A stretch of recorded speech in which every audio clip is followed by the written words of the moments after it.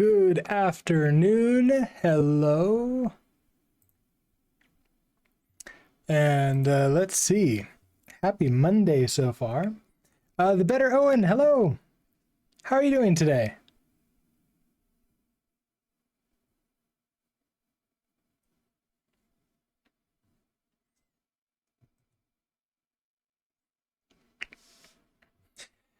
All right. So I've been thinking about our problem. Doing pretty well. Made some progress in one of the open source working groups you're on. How are you? Nice. Congratulations on that. Any progress on really any project is always good. Always nice. I'm doing pretty good. I've gotten some good feedback on the course and the LMS. I'm confident that at the end of this week I can basically open up for both types of sales, and we'll probably still like limiting the number of them because I want to make sure I don't overwhelm, like make sure the servers can handle like just a small number of things all at once, which should be no problem whatsoever the way I've got it set up. Just want to double check though, and also want to make sure that there's still good feedback going on, so like a slow turn on of everything. But yeah, it is very exciting. So one of the things we're working on today is when I create an article that it empties out the text area. And so this morning we've been working on some stuff. We're really close to getting it, but I'm using useEffect with deps wrong. So the idea here is that it's going to run the useEffect when the dependency changes. The problem is, of course, that the dependency chain. Let's see. How do I want to do this? I think I can do an array, can't I? So if any of the dependencies change.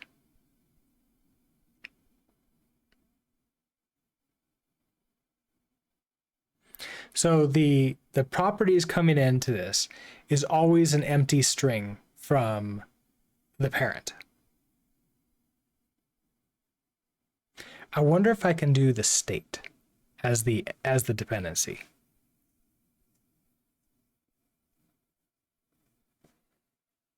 Yeah, but then the problem is, no, okay, so I don't think I can do state as the dependency.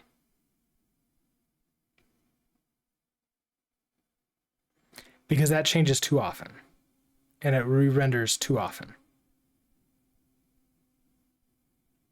So what I want to do is whenever there's a change, well, rather, whenever we hit the submit button here, I want it to submit out the data of the form, and then I want this to be erased.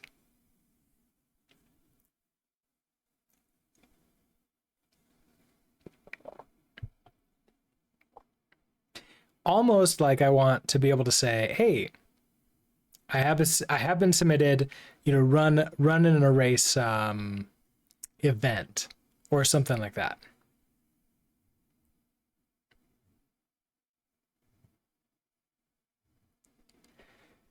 And one way that I can do this is I can have the parent keep the data, and I set the value inside based on what the property is sending in. So like every change, it goes out and comes back in. That might be just the best way to do this. Maybe we'll just do that.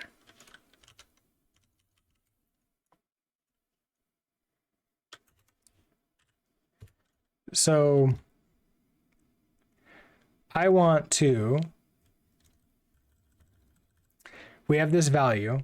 I also want to have a pub on input. This is going to be a callback with an attribute value.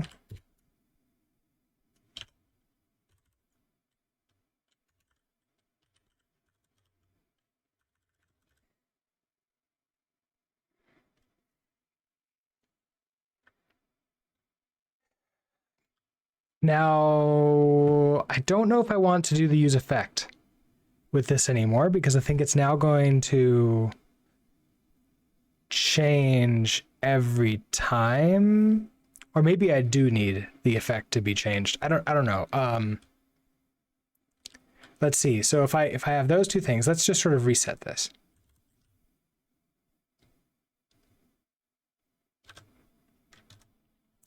We have on input, and so then I want you to be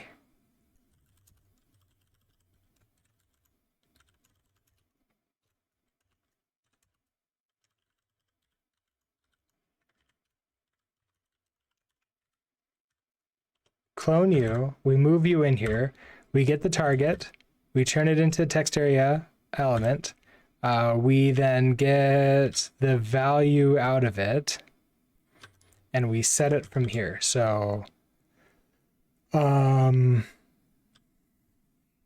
guess in this case, I want to actually just emit out. So it's going to be slightly different. This is going to be props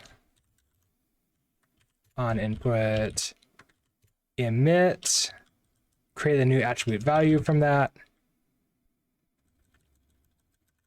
And our value is going to be the value, right?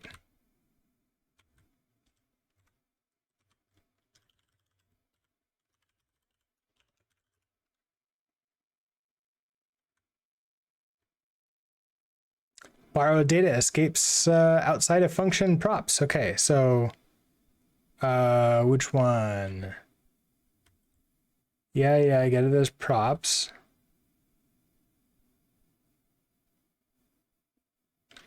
Oh, do I need? I don't think I want to do a deref here. I think I just want to do that.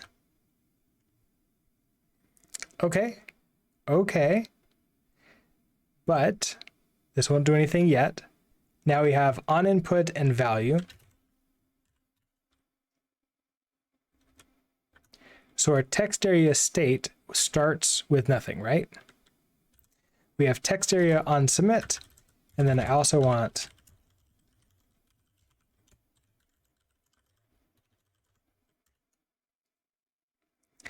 Unreal Realities. Hello, is Zilby an afternoon floor napper and you had to move the cat cam? I did. So instead of trying to move Zilby, I just moved the cam to watch Zilby, and he was facing the cam when I put it down like 15 minutes ago, but he of course turned around as he's apt to do.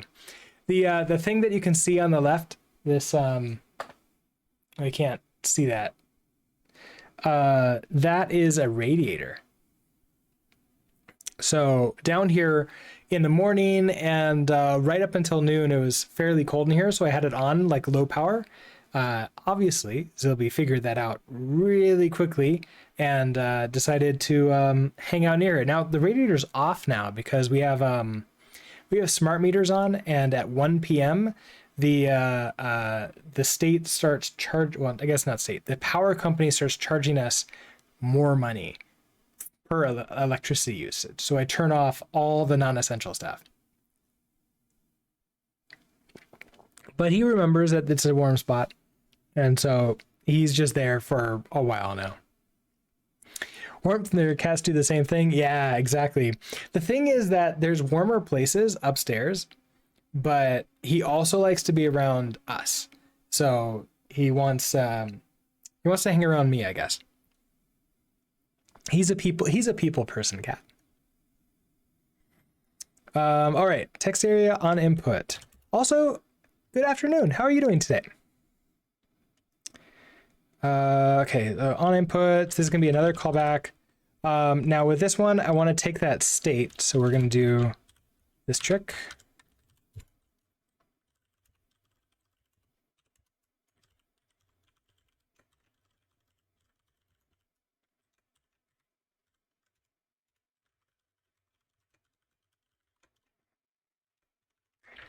So we're going to get the event for this is going to be the value, which is going to be a attribute value.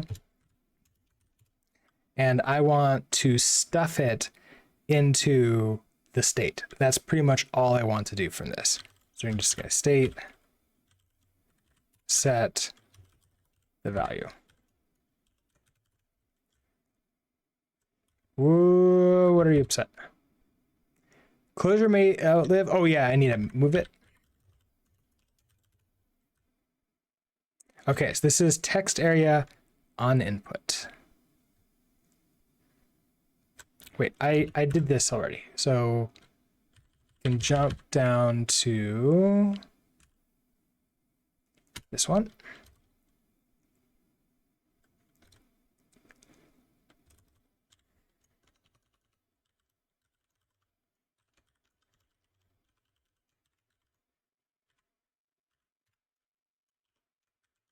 Okay.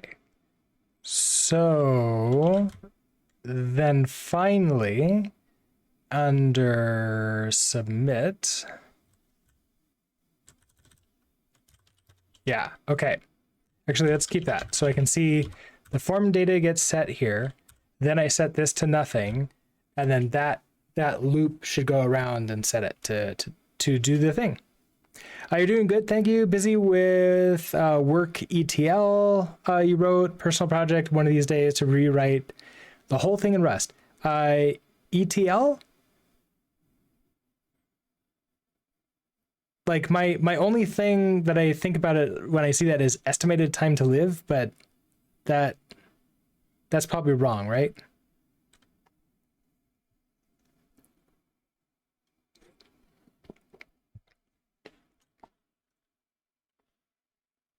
Oh, extract, transform, load across different databases. Nice. So basically like a library? Or is it more of like a framework that you're building? Oh, a full solution. Nice.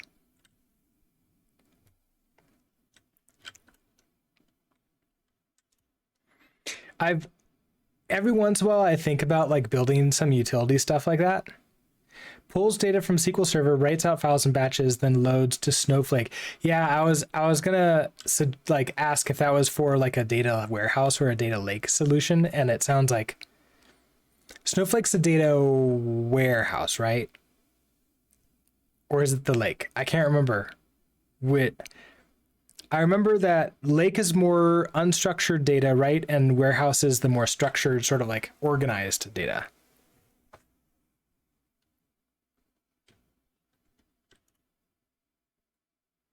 Bulk load then does deltas after the first load. Oh, that's even better.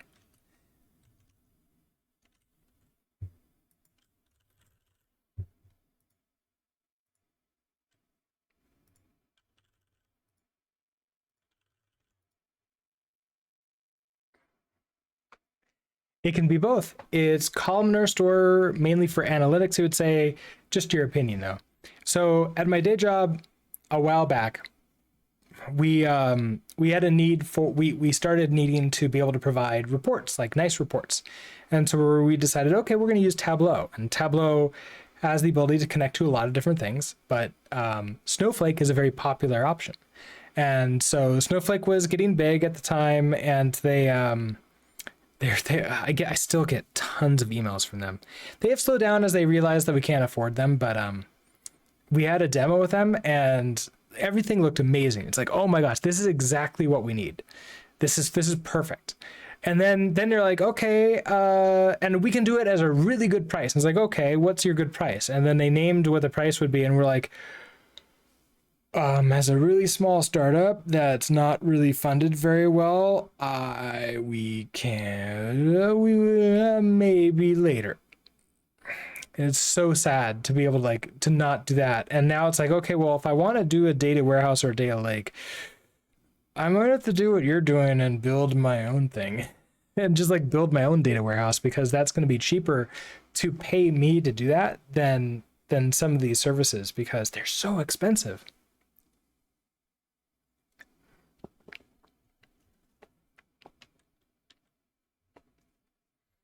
Yeah, you open source ClickHouse or something like that. Yeah.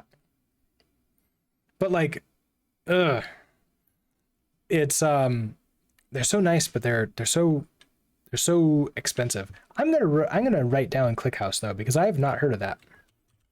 I didn't go into looking for open source ones, and I would definitely be interested.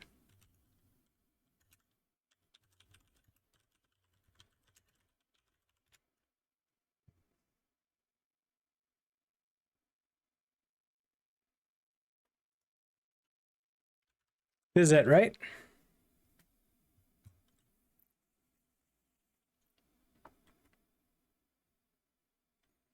Cool.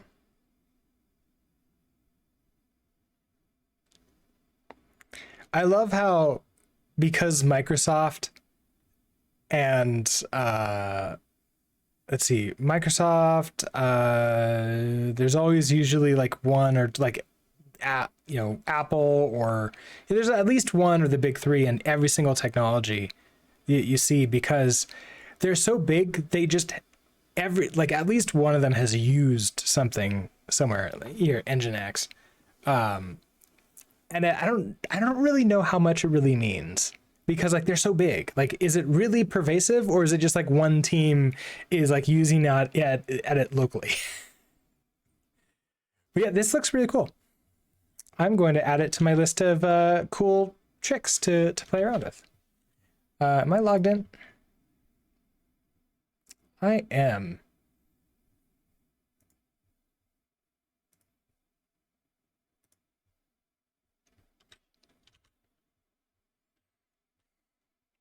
It's like the one team that agreed to sign their agreement to put on their website, but usage is super small. That I've always felt that that's probably what it is.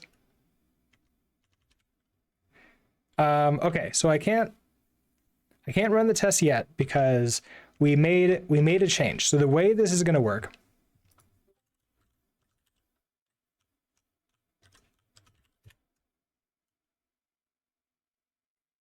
The way this will work is, oh, I need to. Are you not full?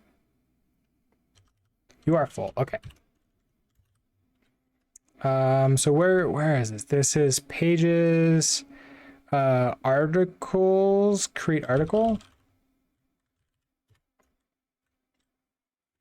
So I need to do the exact same thing here.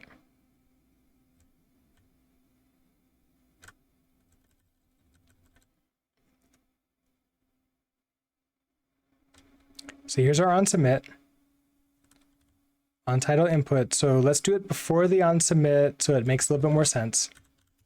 So I have let, I need the value and I need the state. So we're going to do, so this is the,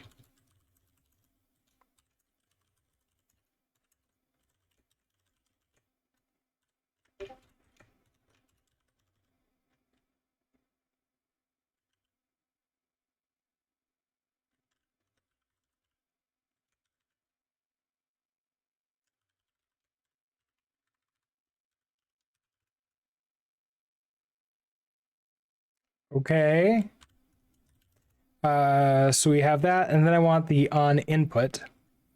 Tea Kettle Drone, hello. How are you doing today? How's your day been?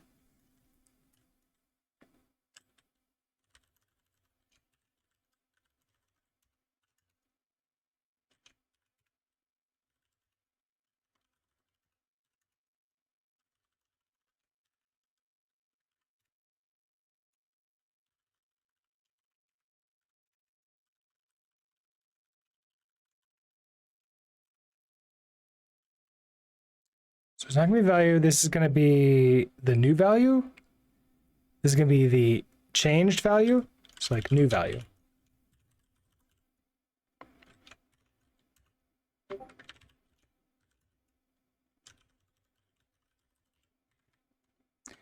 And I think, can I get away with just like one lining this by saying that this is gonna be value dot set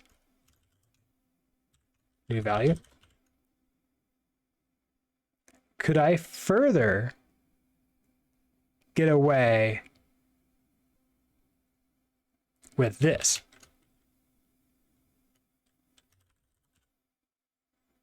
Oh, it's probably not gonna let me do this, right? So if I do move,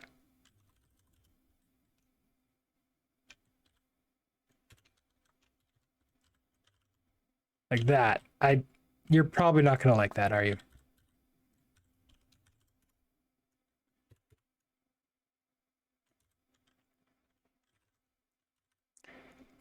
Yeah, okay, fine.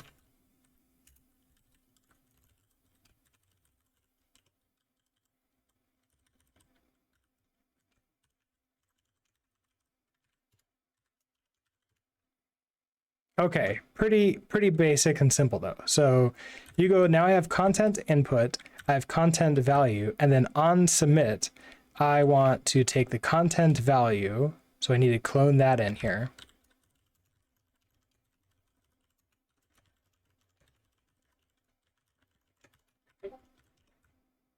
Move you in here.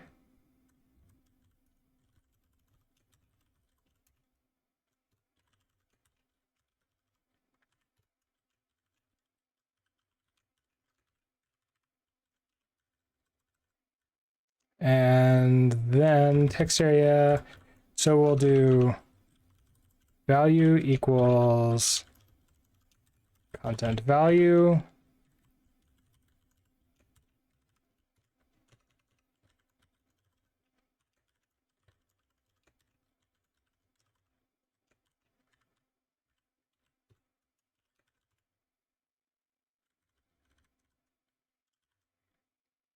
No field value.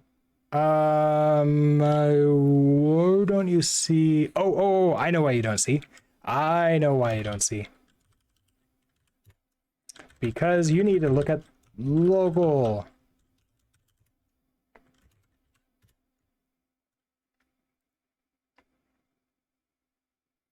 Good, you're here for the afternoon stream too.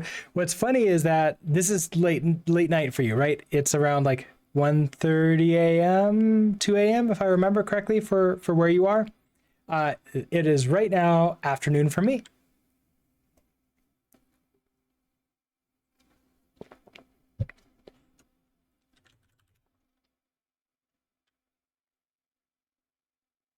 Oh, 9 a.m. Okay. Wait, 9 p.m. 9 p.m. Okay, that's good. I'm glad it's not that late. Was that me? That might have been me. I need to unplug this. And not wake up Sylvie.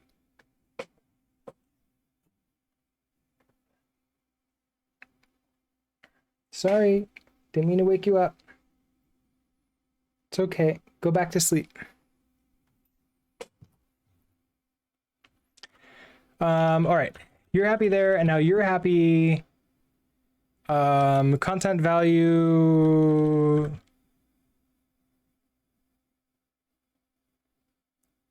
Because the value needs to be.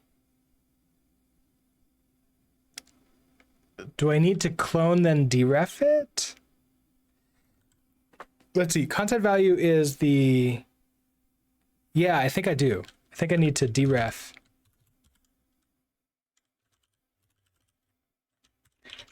And then I clone it. Okay, so you're happy. So now if we go to our tests.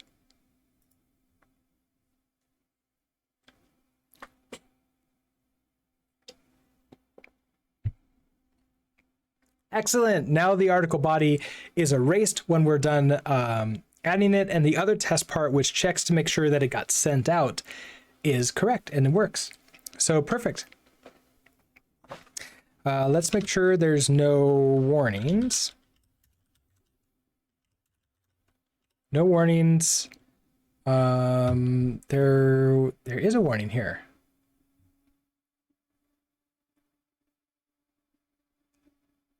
Under prototypes.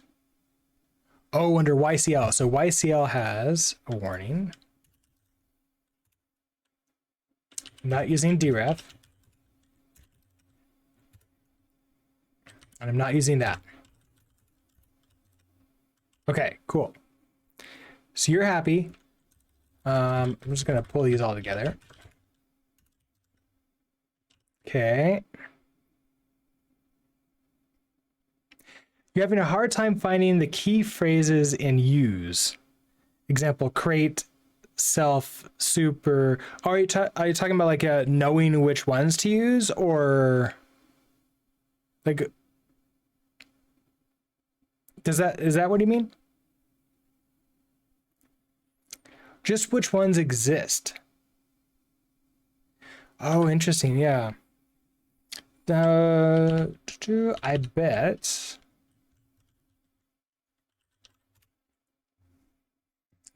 I bet it's in a book. No, not the book. I bet it's in the documentation. Wait. Yes, I bet it's probably in the documentation if we look for use.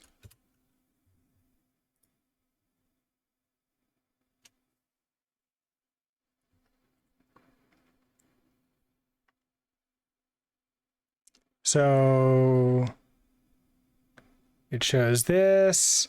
Using path qualifiers like create, super, or self is supported.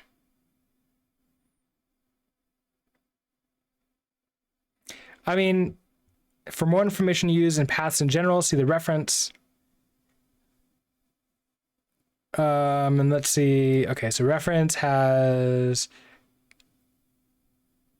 This is a. Oh, this is a book. There's a book reference.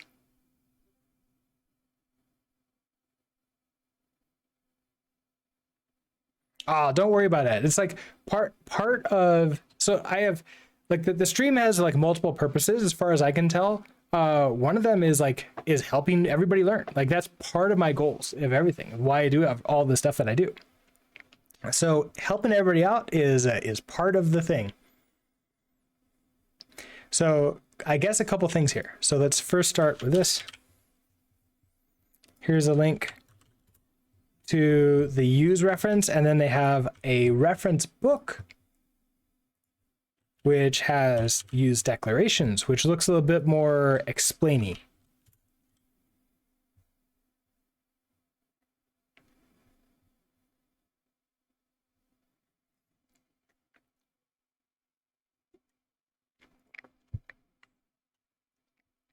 The problem that I found is I guess it's a problem that a lot of documentation has, a lot of programming has. Discoverability. If you don't know that something exists, it's so hard to find it. But once you know a little bit of it, it's so easy. It's like it's a paradox, which is really unfortunate.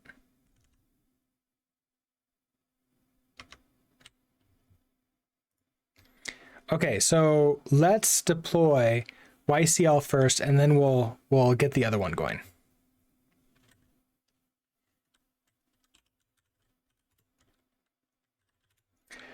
We just made this one change and everything is fine, so I'm just going to put this one up. It's a problem that exists in, as far as I can tell, I was going to say every technical thing, but I think this is actually just like a general knowledge problem. It's if you don't know what something is or that something exists, you don't even know to search for it. Or maybe you're like, does it have the ability to do this? But if you don't know the right terminology to use, then it's really rough. Like with Redux in React, if you're like, okay, what is a reducer? If you don't know the word reducer, it's going to be really hard to describe what that function is. Like, what is it? What do I want? The opposite problem is easier, right? If you know the word, but you don't know what it means, it's super easy to look that up.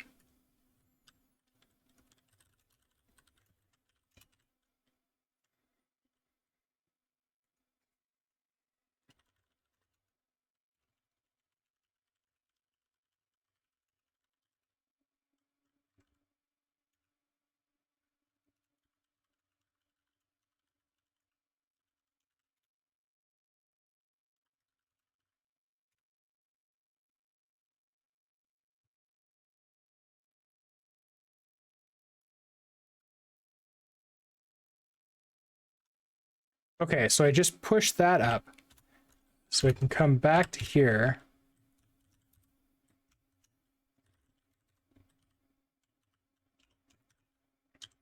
Change you. This should now use the new one that just got pushed up. And I should be able to run all the tests.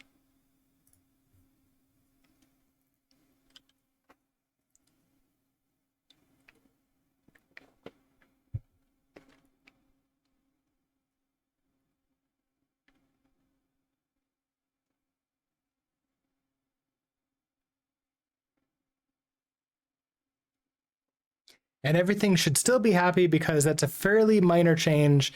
I added defaults for all the new properties, so it shouldn't make any major updates to it until, yeah, it shouldn't break anything.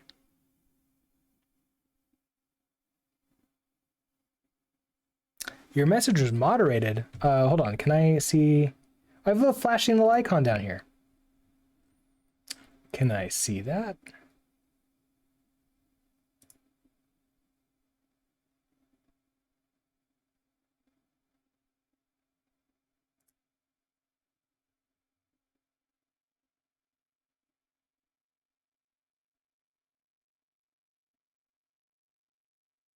Wait, how do I see the moderated?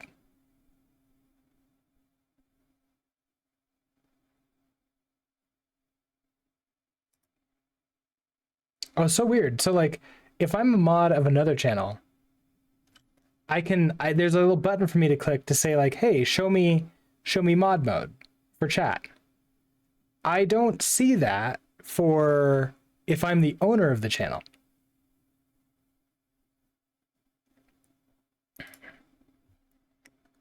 Shield mode is off.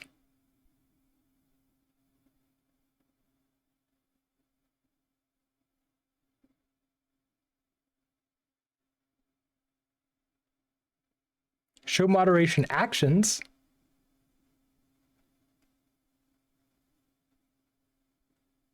Oh, it just showed up. It just showed up. That was weird. Okay, so AutoMod is slow. Interesting. You got several messages out before AutoMod popped up on my private chat saying, "Hey, by the way, Geo 52 Ray, hello. How are you doing today?"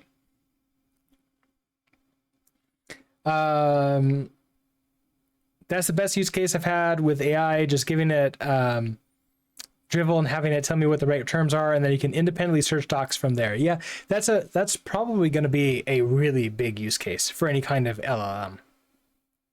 Okay, so oh no, it did it again. Okay, apparently Gobbledygook is moderated. That's yeah, I don't know why that would be. I will allow it. Dayloop, hello. Why is not every day exploration day? I mean, it can be. All right, so why did you fail? Expected. Okay, so use specific, so can create a page. Expect long description to be long description. Expected this thing and received nothing.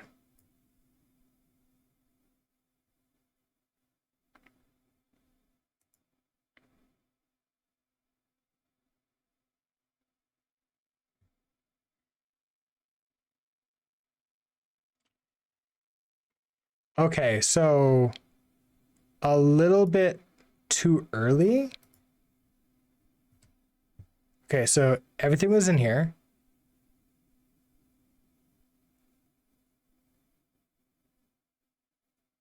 Oh, and then it disappeared.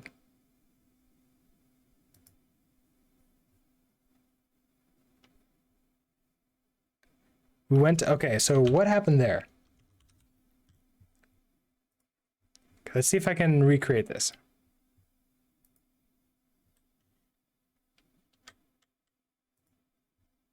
So I type in you.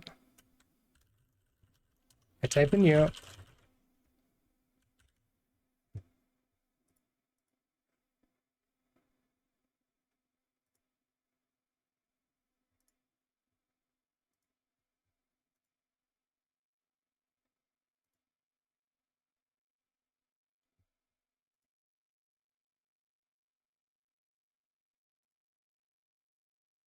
That's the content I wrote in. So the article got created with the content. So it's a problem with the test.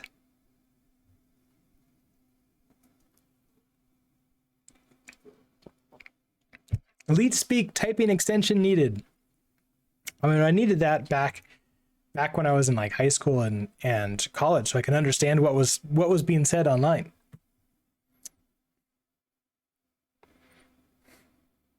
Why did you fail? Someone asking me that question makes me freeze up. That's not a good question to ask somebody. I don't like that.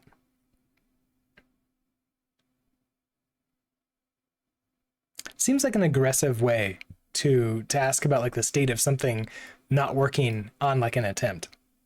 Yeah, I agree with you, Gio. That feels like a toxic question. And I can imagine it's not coming from a place of toxicity. Like the person doesn't want to be toxic, most likely. I'm making assumptions here. My guess is they're curious, and that's just the only way they know how to communicate. And it's there's a learning opportunity for a manager there, like to give a learning opportunity for the well, I hope that it's not a manager who's asking that. That's even worse when it's a manager who asks that. When it's a fellow dev, that's already bad enough, especially if it's like a senior to a junior.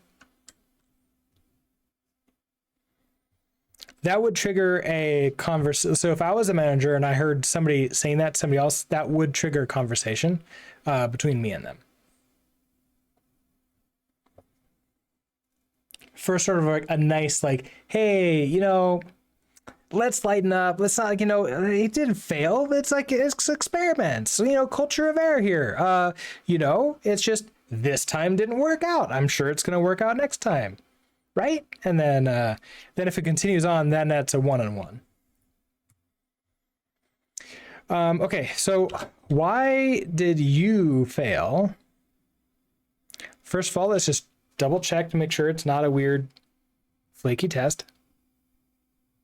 Okay, it's the same thing. So what happened here? This is in the route. Okay, this is my route interceptor. I get the body post data JSON.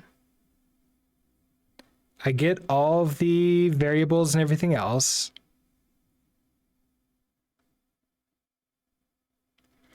Expect long description to be long description. Oh, wait. This is, oh, I was thinking about this one. This is it. It succeeded. I'm in the wrong component. This is in create course. Did the sound go crazy again? Sound looks okay. No? Okay, good. Dia Le Code. Hello. How are you doing? Okay, I saw the sound, so I wanted to make sure everything was okay. Because like I had some of those problems before. But yeah, how are you doing today?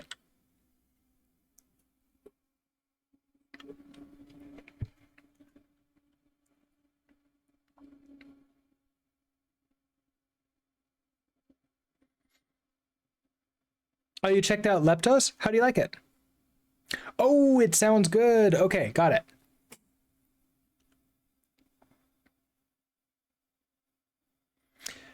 Okay, so I have this as the long thing. So okay, we need to make another change. This is why we have tests. It shows me that I've broken things and I need to fix them in create course. So we have the short description, and then we have a long description, which we'll do here.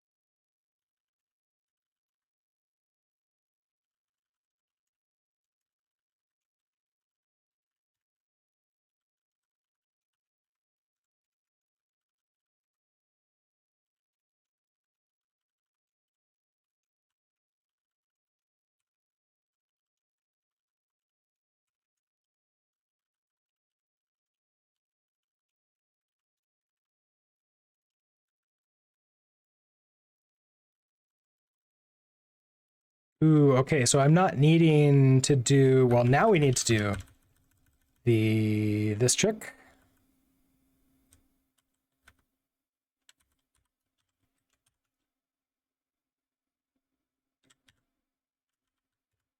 Nope, not there.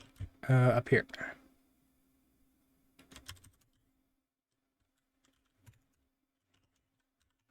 Nope, not there. There. Okay, so this is going to be the long description.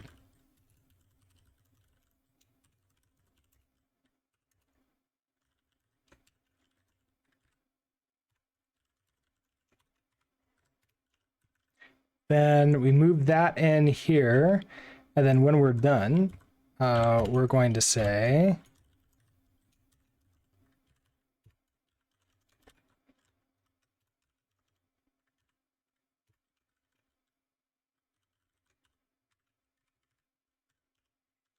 okay, and then finally down here we're going to have our text area, long description. So we're going to have our value.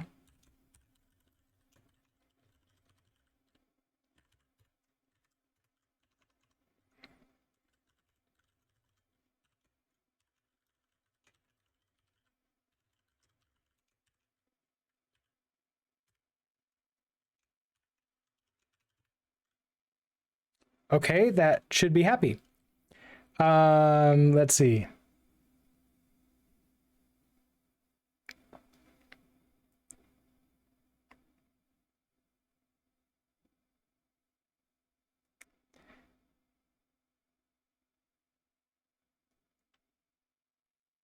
Oh, probably you use Leptos. No, I don't. I have not used Leptos before. It's on my list. I want to check it out because I've heard a lot of really good things about it.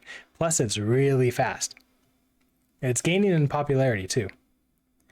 Yeah, it's a cat. Cat hat? Oh yeah, no, I totally see. Yeah, I could pull that down like that. It doesn't work really well. If I screened out the cat, like the carpet, then I would definitely have a hat. But I think that would make everything else look really weird. Yeah, you see it for signal use. So here's a question. Do we think that we're gonna move to gems now? Is it gems? Is that the new, is that gonna be the new name for signals? Do you think it's gonna catch?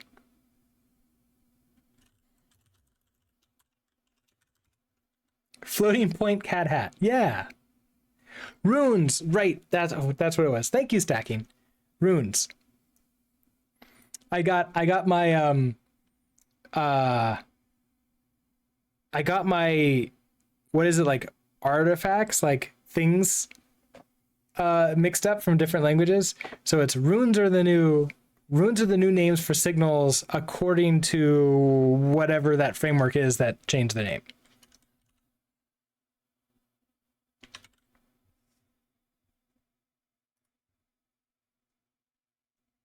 Yeah, gems are Ruby, you're right.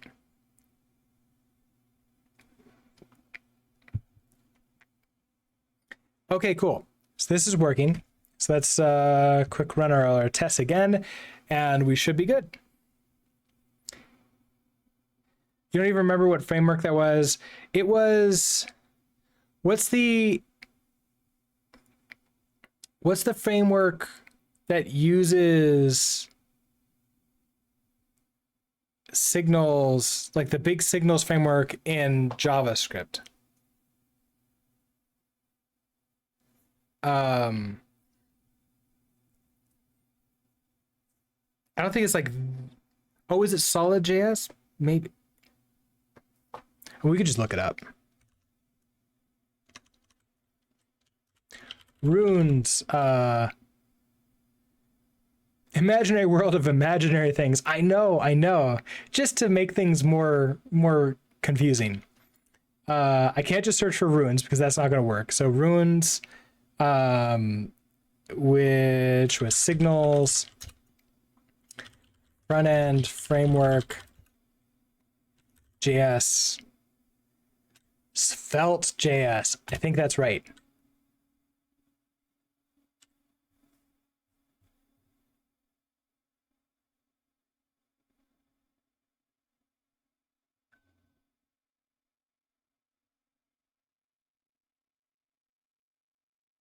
Okay, that's not helpful. Let's just remove the word signals.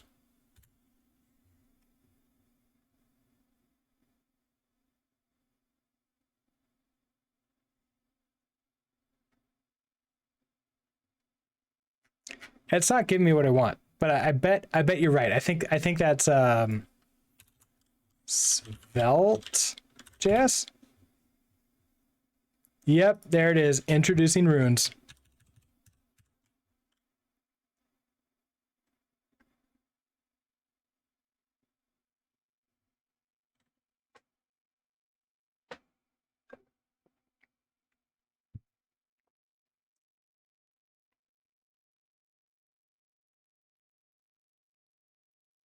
It's an interesting choice.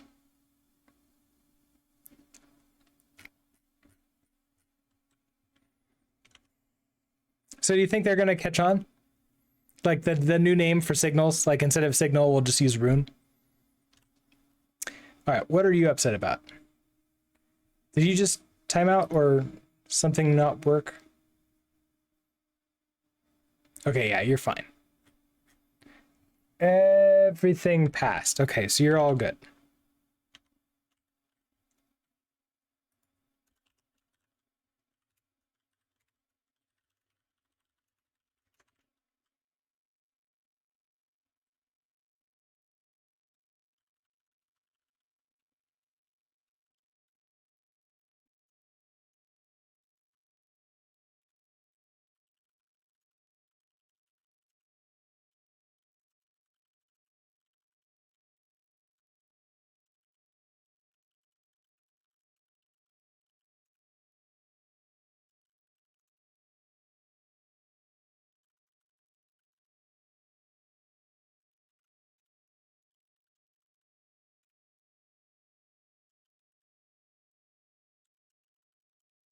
All right, so we get to go through this this full thing.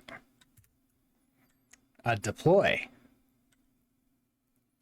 You don't remember them being isomorphic to signals? I mean, to be honest, I didn't read the article, so you're probably right. Go programmers will have a tough time calling signals runes. I mean, I guess like I don't know. I don't know if I like the word runes. It is fairly unique in programming though. So maybe it's good because like it's going to be really easy to search for and see like, oh, hey, that's that one thing. But again, with the discoverability thing that we were talking about earlier, if you don't know that it's called runes, oh, Go already has runes. Okay, then never mind. It's not going to be unique. It's going to be like, hey, runes. You're like, oh, you're a Go developer. It's like, no, I just do front end web stuff with JS.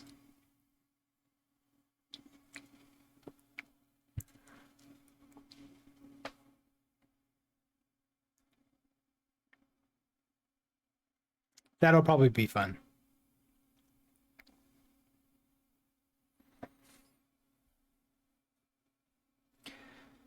Okay, so let's see. Go uses multiple thread, not a single. Yes, although with JavaScript, especially if it's running in V8, it can be multiple threaded, but it can also be it uses the what is it called? The event loop, which basically for a lot of waiting time for like waiting for things to complete, that's going to act as if it's multi-threaded. Okay, so we have you. Then, okay, so that's a push up. So I want to do a PR.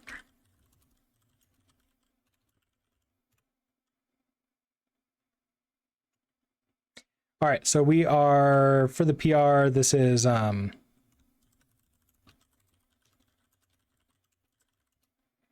when submitting forms with text areas, well, I guess we'll just now say, the title for the PR is clearing content text area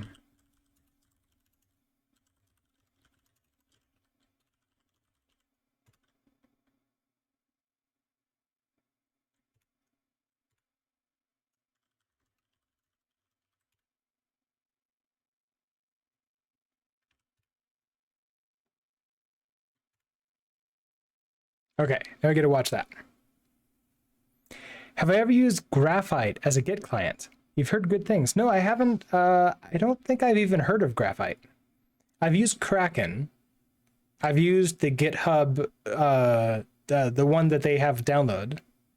I've used the one inside of VS Code. I even used one inside of inside of Vim a long time ago.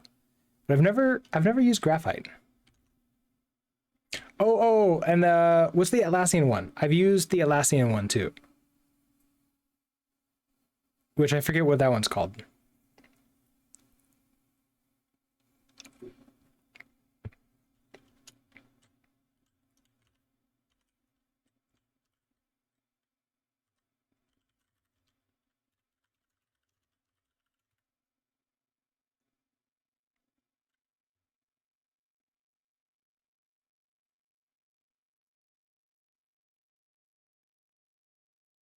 My hat did a flip. Yeah, now you can sort of see, you can see his head.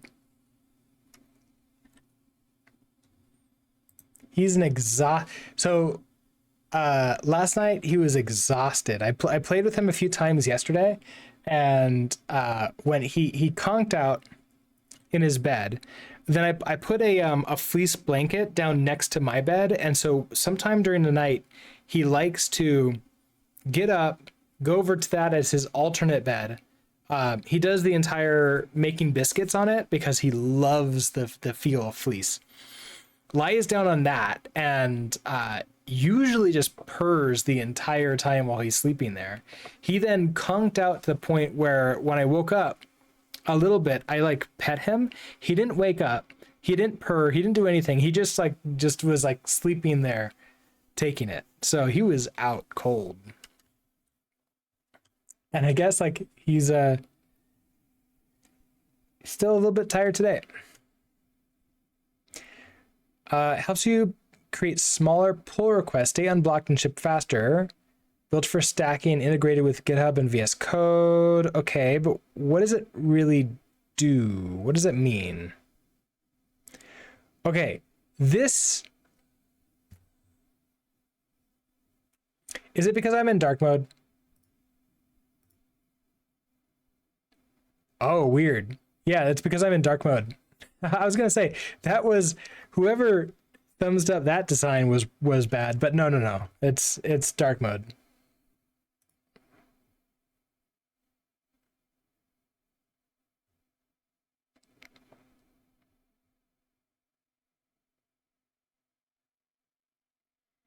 I mean, I guess I don't really understand.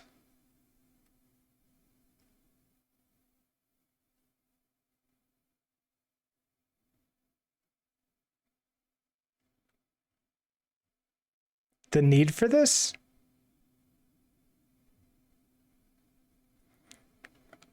Shouldn't a lot of this stuff be taken care of in CI/CD?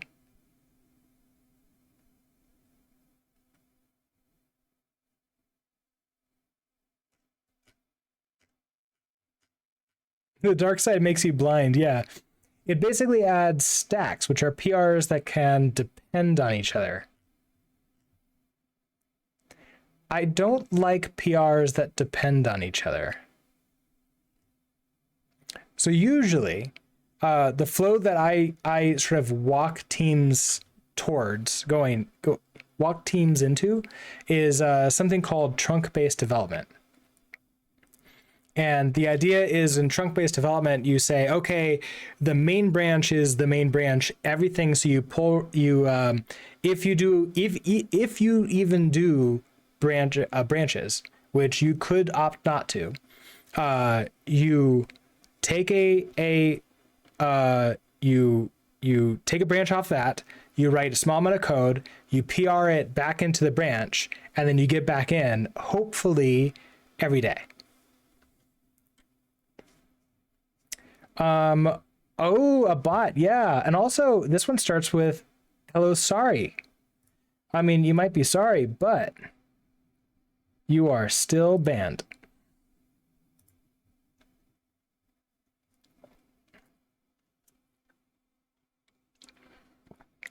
That's the first bot that I've seen of that type that like is trying to advertise their services that starts with the sorry.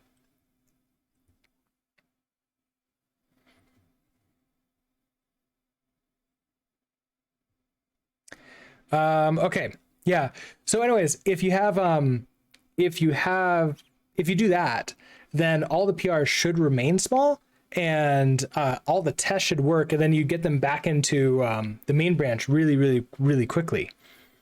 The entire point though is that there's no like multiple, you don't want like a dev branch and a prod branch and like, you know, a variety of other like release branches. You just have like the main branch. And then little tiny feature branches, but that immediately go back into the trunk as quickly as possible.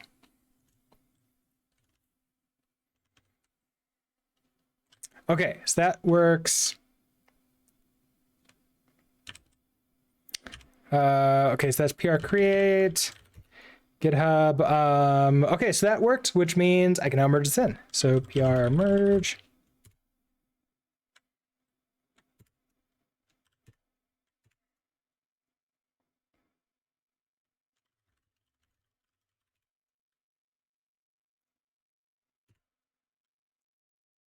The fun thing is, you're surprised they haven't leveraged ChatGPT for those bots yet. Yeah, that's interesting. I wonder if it's too expensive because they're doing it across thousands of channels all at once. This helps with a lot of small changes that might depend on each other. Interesting. So you haven't had a chance to test GraphFed and prod. The problem that I have now is that at my day job, I'm now the solo developer for it. So there's no way I can test it with a team because it's just me. So I'm now basically doing what you see here is like all my PRs are just going to be for me. I'm the only one that can review them. So there's that's not really a thing. My day job, I'm, I guess you could claim that I'm in charge of all of web services for Health Scholars. It's a company that does VR training for doctors and nurses, specifically nurses. How'd I end up on my own? Unfortunately, we ended up having to lay off a lot of the other jobs. So I'm basically the last one standing. And then I went to part-time. That was the other thing, is like I had to lay off my team and then went to part-time.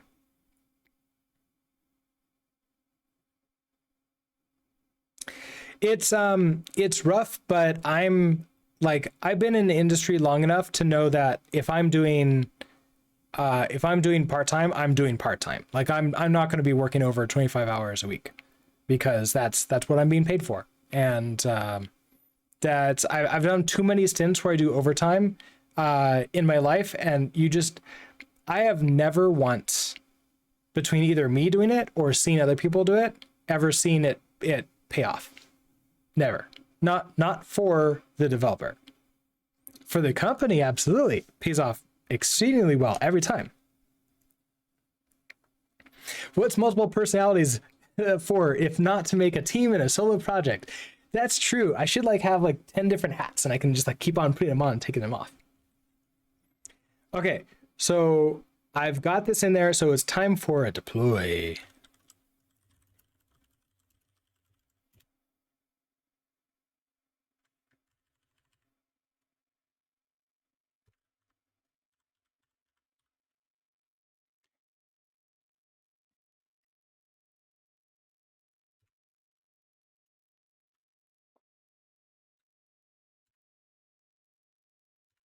Okay, so what do we do? When creating an article, the title and content are now erased.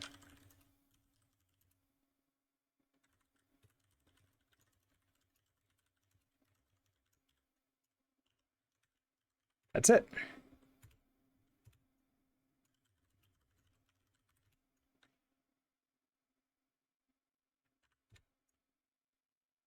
All right.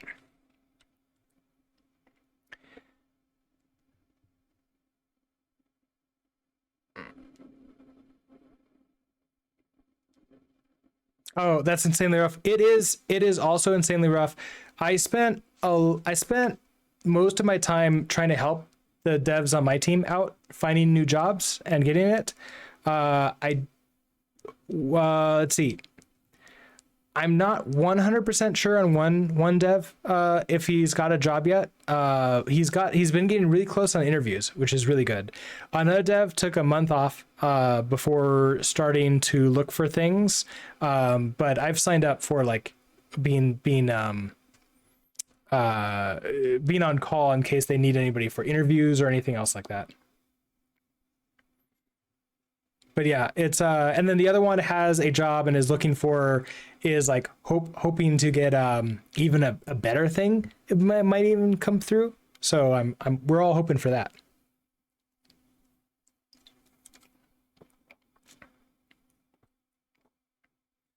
So you deploy the REST app, which service cloud? So this app, because this is just front end only and it's a single page application, I have it being deployed. So it builds it in release mode and it copies all the files and assets to S3. And I have a an AWS CloudFront instance that reads from S3 and then creates a distribution across the United States. So it's not, I think it's United States and Europe. So if you're from like Asia, Eastern Europe, South America, there's probably some other places in there too. It's going to be slower because I'm not paying for the replication to happen over there. But then it like for everybody else, it caches and is the cheapest option for me to deploy this out. And it's just static files. So it's just like HTML, JavaScript, CSS, and WebAssembly. And once you have it in your system, it's pretty fast. So WASM pack optimizing for size. I don't think I am. I don't think I yet. I don't think I set any of that up yet. So I just run the release on it, which I can't remember if trunk on release does a WASM pack for optimization for size or not. I think there are ways for me to do further optimization though. I remember reading about that and I just sort of like, it's in beta mode. I don't have to worry about that yet, but I'm getting to the point where I should probably start worrying about it pretty soon. You haven't gotten a real job yet, but from contracting stuff you did for fun, you already get that feeling that clients are very indifferent to the challenges we face as developers. I would probably reframe that as the clients are... I'd probably not use the word indifferent. I would probably use the word... what do I want to use? It's not they don't care. It's that they don't understand. And it's also not that they don't want to understand. I think it's that they literally cannot understand. We can help them understand it, but they may not like have the capacity to understand it. And there's a variety of like reasons for that. Oh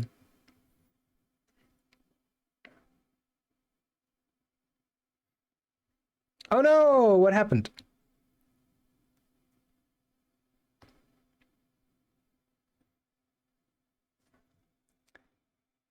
Oh, with that, Westrosm, GitHub.io, docs, game life code size. Oh, is this showing how to do the WASM pack thing?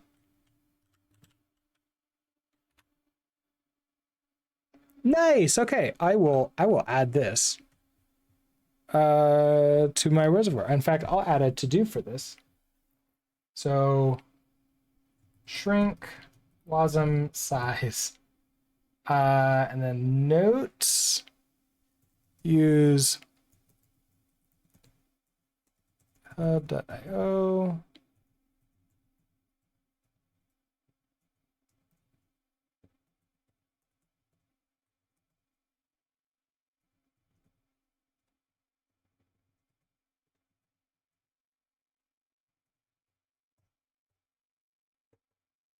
Okay, cool. Sorry about that, Gio. I have links turned off.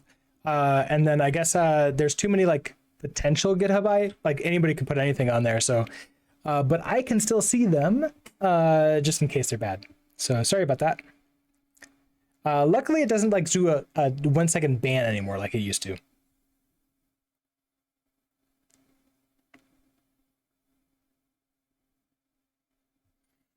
But yeah, back to the indifferent thing.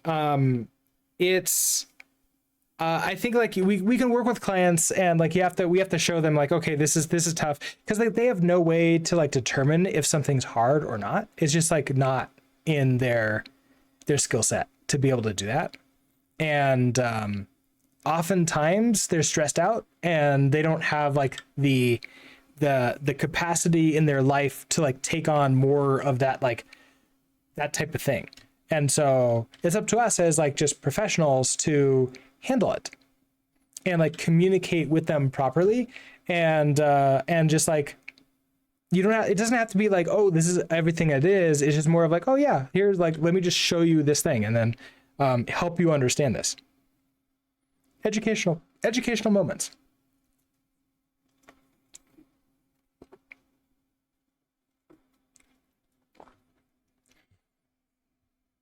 Sometimes managers are indifferent as well. Managers being indifferent are a bad thing. And that calls for managing up. If you have the capacity and ability to do that. Not everybody has that either. It's a skill. That's a leadership skill, definitely, to be able to manage up and basically change your manager's behavior. Definitely going to do my best to keep in mind I need to value myself before work. Think of it like in an airplane. They tell you when the masks come down, put it on yourself to get oxygen before you help someone else. Even if it's like your kid, you have to help yourself first, because how can you help anybody else if you're unconscious? So same thing for anything really, but especially software development. How can you make high quality tools to help solve people's problems if you yourself aren't taken care of? You're going to just write low quality code. It's going to be not great. You're going to burn out and quit, and worst case scenario, exit the industry. And then nobody's going to benefit from that.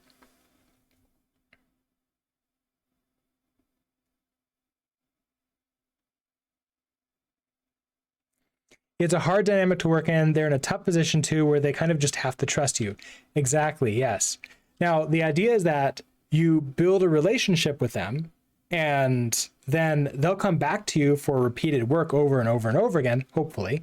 But then they'll trust you. They'll say like, look, this person knows what they're talking about. This person is really good at what they do. And if you've ever heard a business person evangelize for like a web person that they know, that's the reason why, because like they got good work out of it. They trust them. And we humans tend to like to share when we find something good with everybody we know. And that it happens a lot. All right, how's our deploy going? Still going.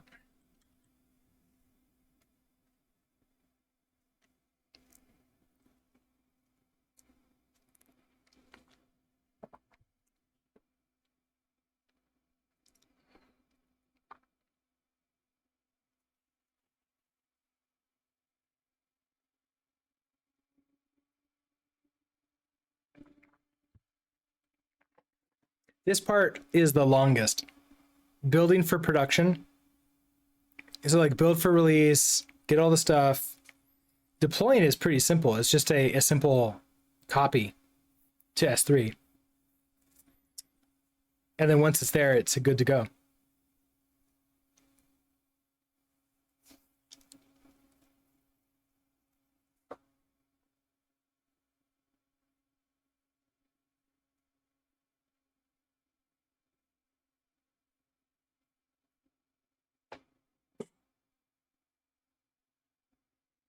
So let's see.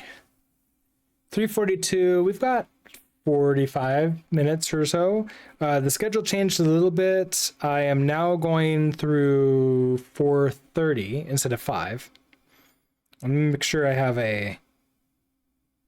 I don't. Let me make sure I have an alarm for myself. So I want to go till 4... Let's say like 4:20 I start. Okay, repeat on weekdays.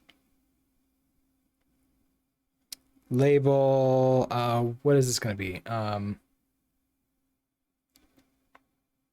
This conversation has made me realize that I am tiny inclined plane that used to put two blocks of material together. You're emmed?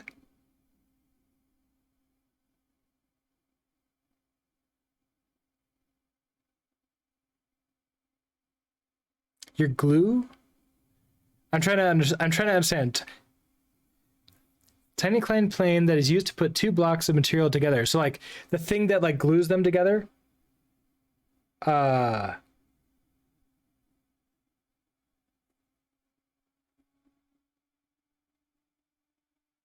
What's the name for that? There's in for like bricks, mortar, like mortar.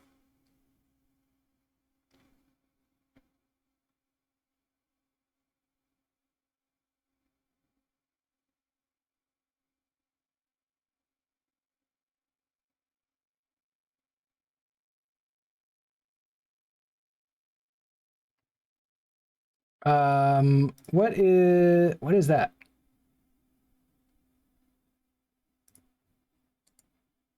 Oh, why can't I?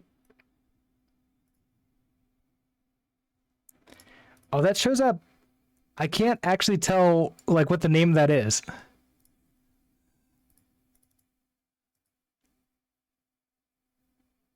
Oh, it's a screwed. You're screwed. Oh, I got it. I got it. I got it. Yeah, because it won't let you put that in. Got it. Okay. Um is that because your like boss or your work environment is really bad? Oh no, okay. We have Twitch is okay with that. That's good.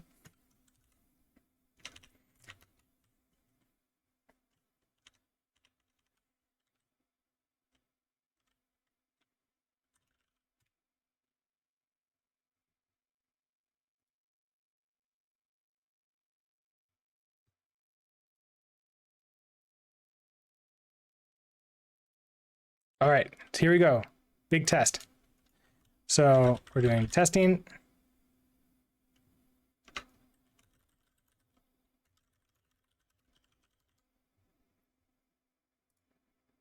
There we go. It works. All right. So you are done. Which of course I didn't add that into my to-do list or not. So I don't get the pleasure of like clicking the little button to make it go away. Yeah, it's not a great place. It's so as someone who, I guess like right now I'm technically not a manager because there's nobody on my team. So I'm just an individual contributor. But I've been a manager for 5-6 years essentially, like both managing a classroom, so having people underneath me, like other instructors, having students essentially that I'm managing, and then having team members on an actual like just a programming team. Being a manager has taught me a lot, and one of the things is it's really important to be able to show up to work confident that you can give and receive feedback, like honest, healthy feedback. So psychological safety is huge in the workplace, especially for us in software development. And if we don't have that, then we need to do something about it. So I have a saying that I like to tell every person that I work with constantly over and over and over again until they get sick of it. But which is show up for work at mentally prepared to be fired. If you stop there, it's great because everybody's like face is shocked the first time they hear it, which is great. I love it. Then you can continue on, so that you can have the courage to do what needs to be done. So show up to work every day mentally prepared to be fired so that you can do what needs to be done. Like in the hostile or bad work environment, that might mean being willing to have tough conversations to like with your boss or with other developers or something like that. Because here's the thing, that's scary. It's really, really, really scary. And if you screw up a conversation badly enough, you might lose your job. And even if you won't lose enough, even if there's no chance of losing your job, our lizard brains don't know that. They literally think that going to talk to your boss about something that their boss is doing wrong maybe is the equivalent of walking up to a tiger and pulling on its tail. It doesn't know that you're not about to be mauled to death. So you get like flooded with adrenaline and other stuff. But if you were able to remind yourself, hey, look, I'm okay. Being fired will literally not affect my life at all. And then the final part of the statement is, and if you can't be, like if you cannot afford to be fired at all, then your only job is to become prepared to be fired. If that makes sense. Like that means if you can, like building up a savings, making it so that you can like going out and like just keeping your eye on the job network, keeping your networks up, making it so that you can be confident to get another job pretty quickly. And then you don't really want to be expected to be fired. It's more of a feeling of like a safety net below you. It's more of a metaphor. You're not really supposed to be expecting to be fired every day, because like that would be a nightmare. It's more of a metaphor. Thank you, Tea Kettle John. So let's see. This is good. So we got that. Let's go over the feedback for the course we've got. So we got a few different things. So Unreal Realities. Oh, like if I were to be fired, would my life be over? No. Okay, yeah. So that's good. And the general next idea is like, okay, does that help Like if you saw something bad happening in your, well, heck, even if you wanted to ask for a promotion, like having that mentality of like, okay, worst case scenario, I get fired for this, for asking this, which like we all know is not going to happen. But sometimes telling ourselves that, yeah, it's a courage hack. Exactly. It's a courage hack. Telling ourselves this is basically like saying, look, if I screw this up so badly, I can just walk out of here. I can just quit and walk out of here and I'll be fine. And that's if we know that the worst case scenario is handled and we're okay with that, now we should be a little bit more courageous with things that we know should happen. And that way we can be more, we can help make the workplace a little bit better for everybody.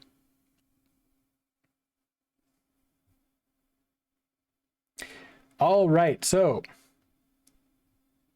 Unreal Realities went through the course this weekend and gave us some feedback. So first off, okay, the complete at the end of article. So here, I'll show what this looks like for everybody. Do I own any of these courses?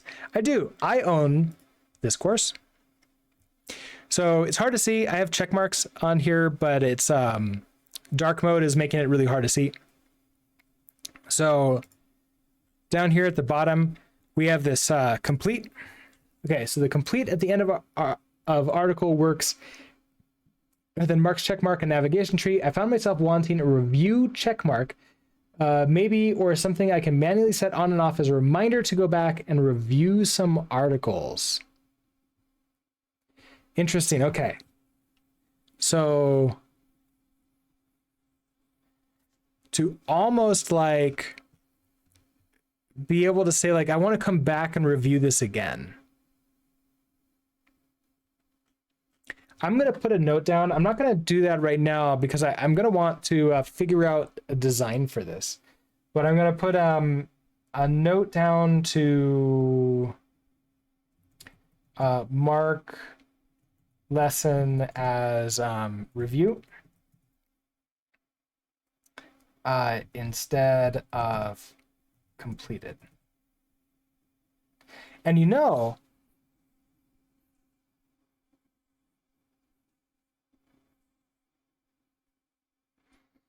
I could imagine that marketer's review. Oh, hey, Unreal. You could do the same thing with the complete, but I couldn't find a way to uncheck. Yeah, I know. I don't, because I just have it in the database there. As I'm thinking about this, is it really review or is it more of help? Like I want support. I want some help for this. Because I could do that. Possibly both. Okay, so maybe mark lessons review instead of completed. So what if I do, okay, I'm going to put down mark lesson. I'm going to put in like change lesson state. So change lesson state. And then that's going to be able to mark a lesson as review. Come back to it later.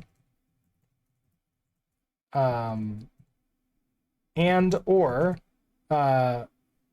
I'm almost thinking, so I don't know if this is everywhere, but in all the grocery stores in the United States that I've been to, on top of the checkout lanes, both for the self-checkout and the person's checkout, there's a little emergency light that shows up, like if there's a problem, and then that way someone who is like, you know, there for support can like know which one to go to say like, oh, here, let me help out. I'm also thinking of something like that, like a little emergency light, like, hey, I need help with this, and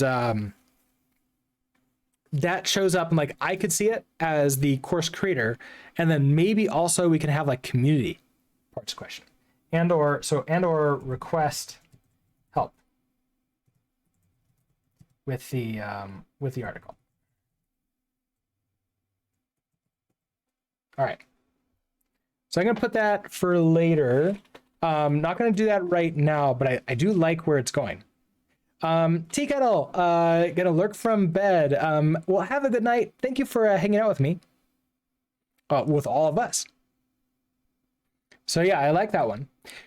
For bigger courses, it could be beneficial to have different section headers. So yeah, I do have that ability. For this course, I think it's small enough that I don't need that, but I do want to have a net. So I want to add into the LMS, so be able to organize articles in sections. Okay, so I have that. Thoughts on the course itself. Okay, SQLX connection. Maybe change the Docker command for running Postgres to have PostgresDB. Okay, so let's actually go take a look at what we have in here. So in connection.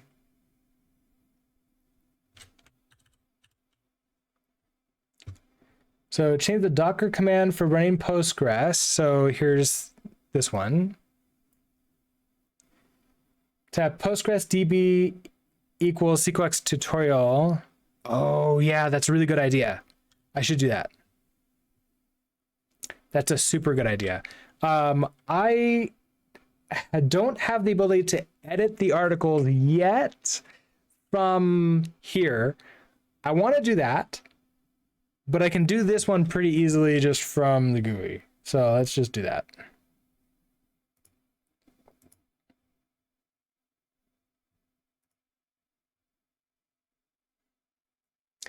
Okay, so I need to find... I don't have that many articles in here yet, so it's pretty easy for me to figure out which one this is. So this starts with just connect to a Postgres database.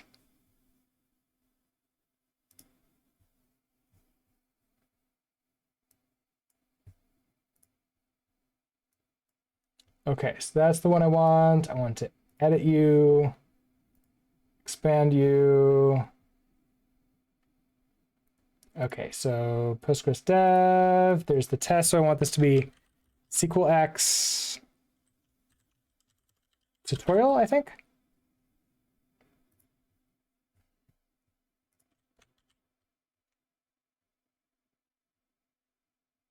There, now you have SQLX tutorial.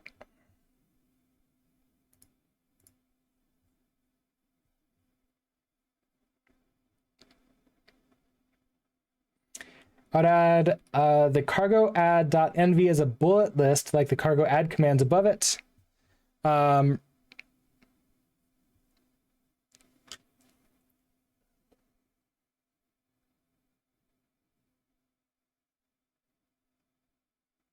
is that one? Oh, this one. Oh, yeah, that's a good point. Right here. Let's add... Okay, first of all, I do want to keep what I have here consistent, so...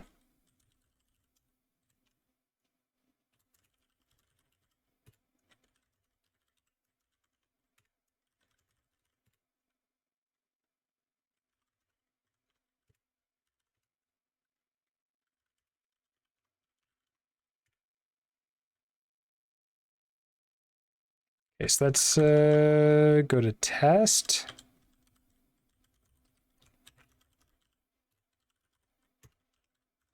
Do that. They're going to update you to cargo add dot env, and I don't believe we need any feature flags for that.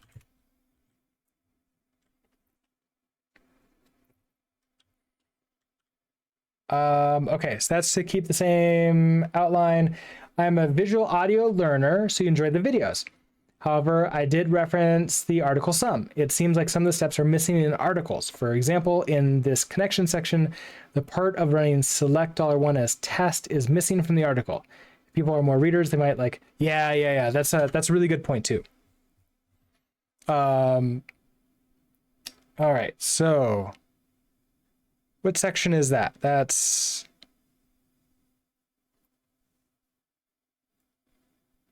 in the connection section,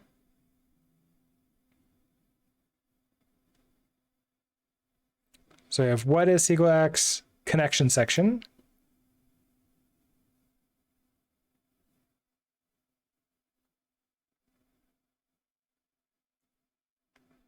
The part of running select $1 as test is missing.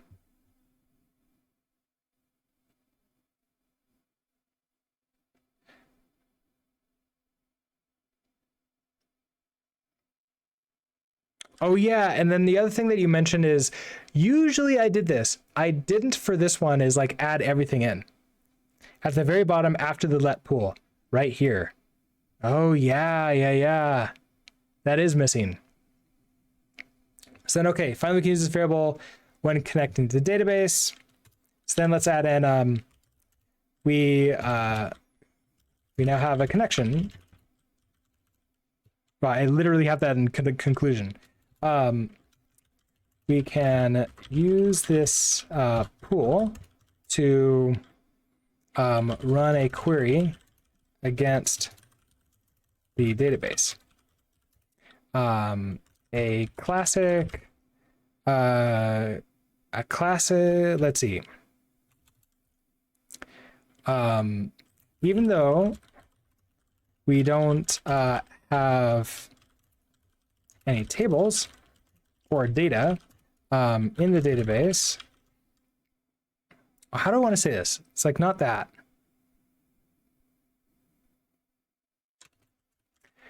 We can run a simple select.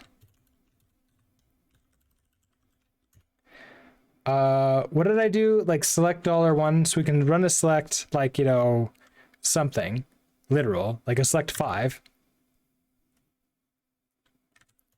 Or some other primitive, and it will print out, it will like return a temporary table with the 5. How about an object? An object with the value that we pass in.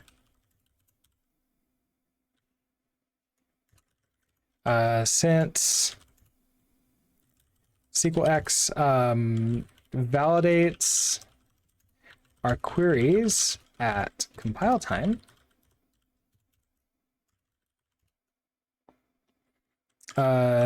this is a good way to double check that everything is set up properly.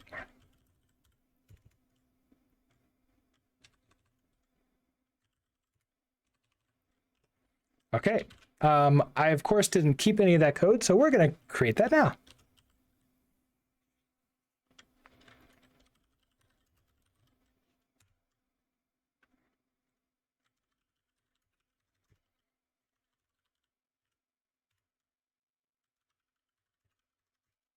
Let's see, we have dot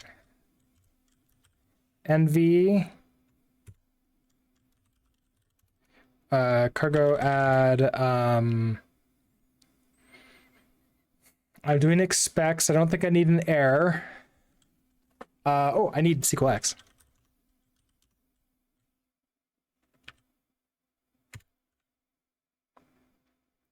And what else do I need?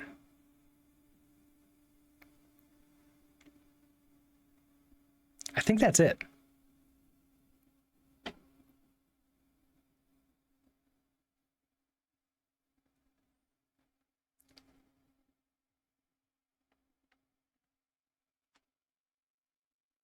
You paste it in Discord if I want to grab it. Oh, the result i64 equals that. Oh, that's so nice. Thank you. Here, let me just grab that. I'll just throw that in there. Okay, let result i64 Right. It's so weird the way this one works. Oh wait, can't I can do this as the query as macro, can't I?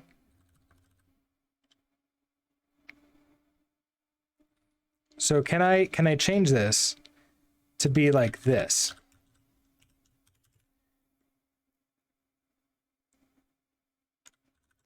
Fetch one, expect error running test query. Like that. I think this works.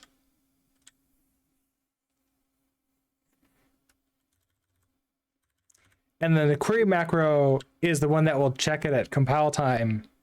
The query without the macro, it will only check it at runtime. But I should probably just run this and make sure it works. That's not okay. Do I have Docker running? Let's see. Hasura's running. Okay, no, I don't.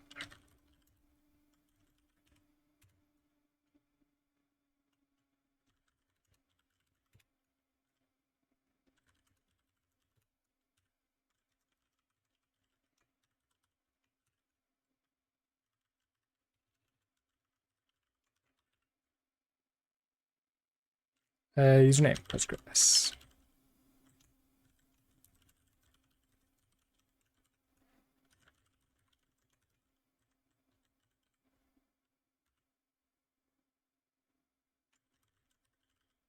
No, this is SQLX tutorial. Okay, there. Then I want to go to main.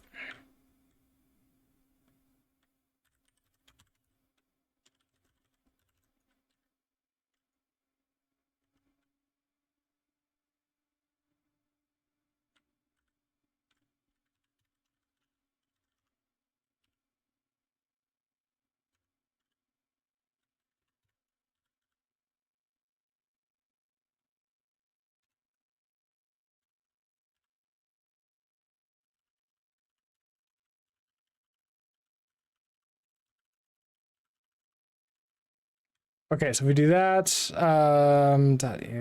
We create our pool, which I already have this over here.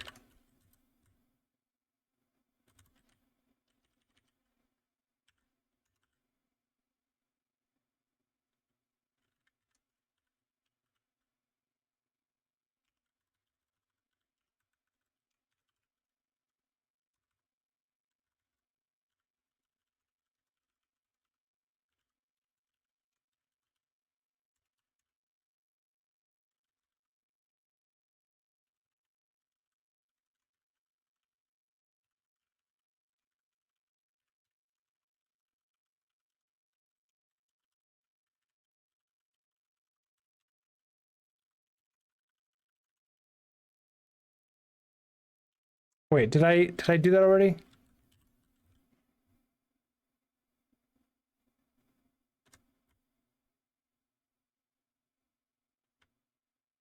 Oh, I don't have that. Okay, so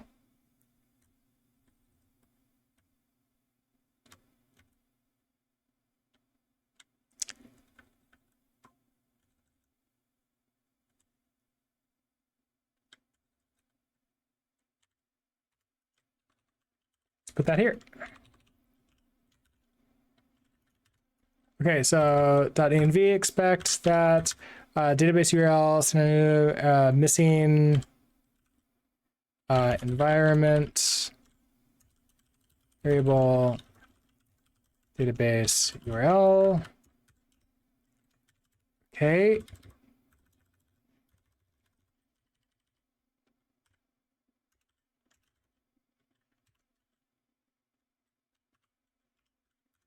Okay, so you're happy with that. Then we create a pool. We need to pull these in.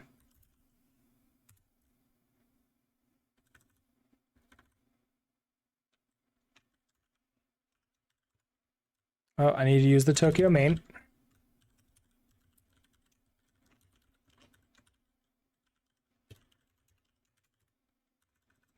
Okay, there's that. And then we do our test, right?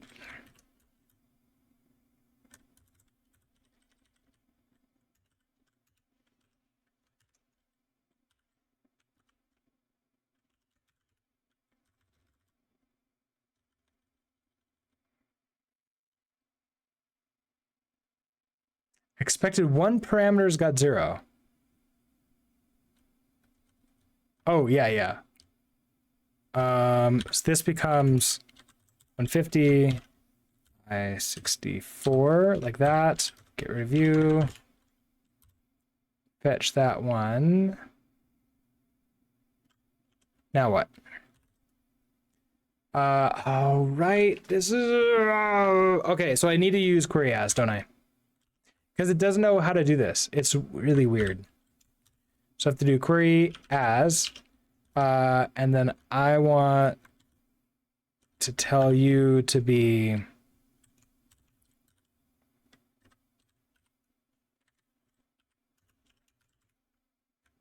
like that.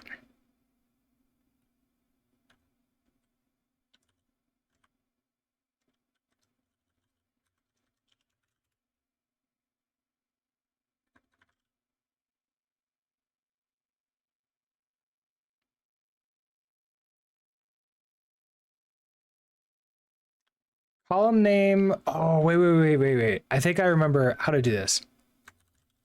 You do like that.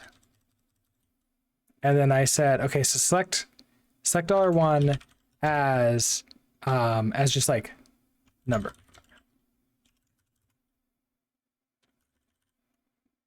Mismatch types. Expected a stir found in I64. Why do you have to be a stir?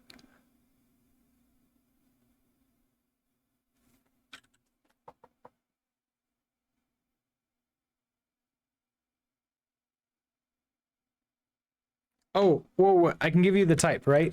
Number int.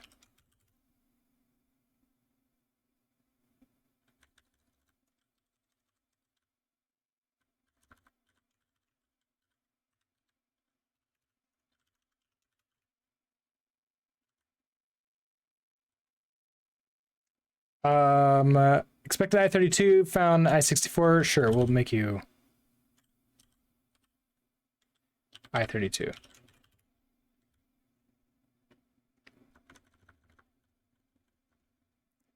Do you think this is overly complicated? It works though.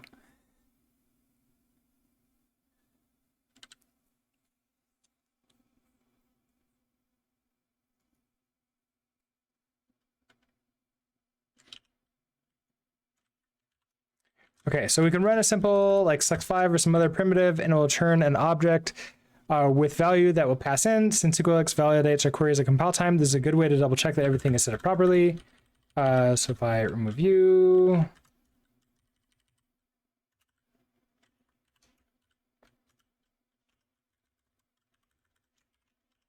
do that. Note that we need to set the column, the name of the column, and the type explicitly.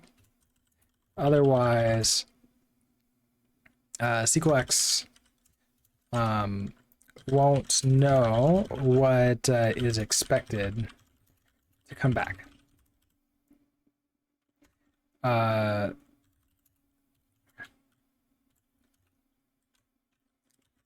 The int is telling the I guess like is telling SQL, so it's telling what is that? Is that casting, or is that what's that called in the database? So Postgres, like it's like what is that? like specifying types.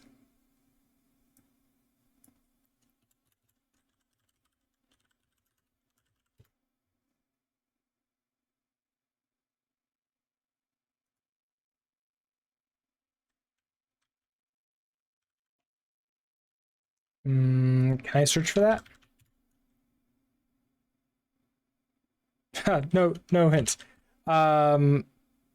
Is okay. So the : it is telling the database, and therefore SQLX, that we are expecting a int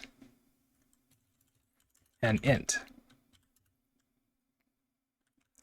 The as number is telling the database, and therefore SQLX, what the name of the column should be. Without these,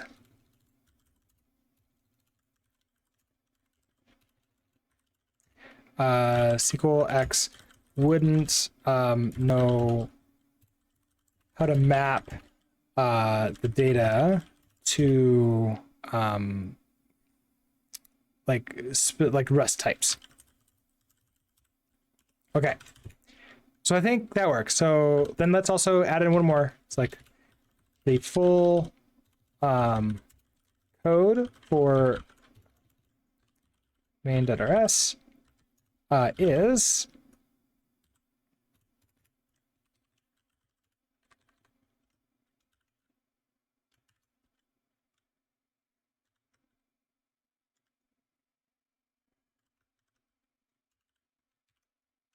that. Okay, cool. So I think that'll make it a little bit easier to read.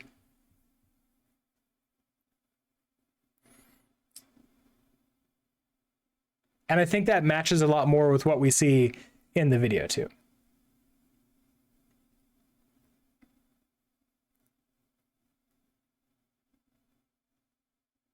And I think this is the other thing that you were talking about in the next section, which is a lot of learning courses have some way to view the finished code per section. You see many do a download section to download the section code. Not sure if you want to do this or not. It's probably a good idea for me to do something like that. I bet I should do that. And then I could have a repo with code examples for a specific course. No, for a specific article.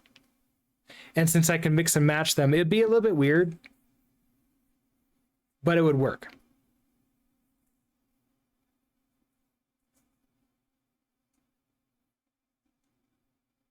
Yeah, and I see, okay, linking your VS Code setup article in the Axiom course. I could definitely see that too. All right. So let me get this in here.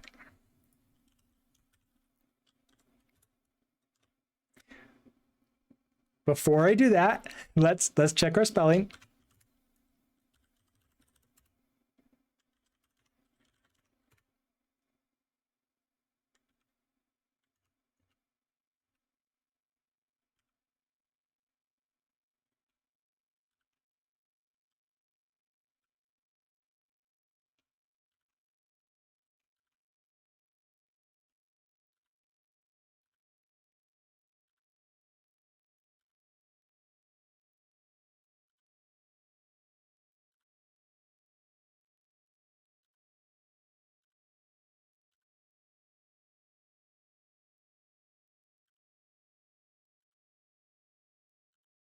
Okay, we're good.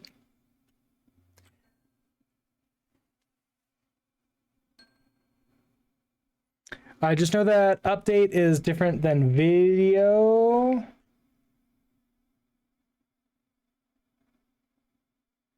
I think it's okay. I think that's okay.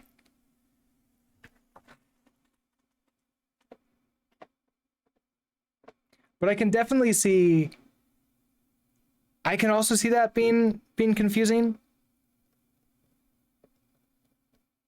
I'm gonna for future courses, I'm gonna keep them more aligned. And then there'll be just like less chance of confusion. But like, yeah, this is super good feedback. All right, so let me go back into, no, not you. Into you.